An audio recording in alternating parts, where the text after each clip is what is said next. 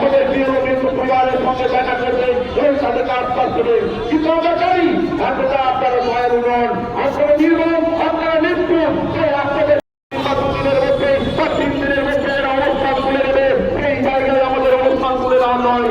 আমরা প্রিয় অধিকার রাষ্ট্র দাবি, তাদের রাষ্ট্র অধিকার আমরা যতক্ষণ আমরা চিন্তিত করতে পারছি ততক্ষণ না পর্যন্ত এই বিয়ের অধিকার রক্ষা কমিটি অবস্থান বিক্ষোভ করবে।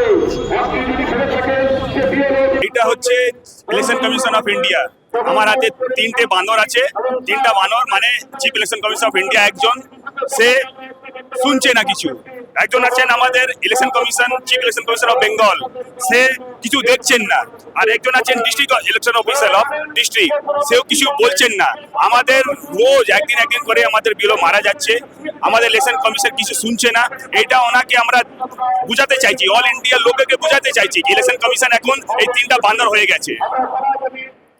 এটাই আমাদের মেন উদ্দেশ্য, আমাদের লোককে বোঝাতে চাইছি আমাদের ইলেকশন কমিশন অফ ইন্ডিয়া এরা 3 বানরকে নিয়ে আছে, যা শুনছে না, বলছে না, দেখছে না।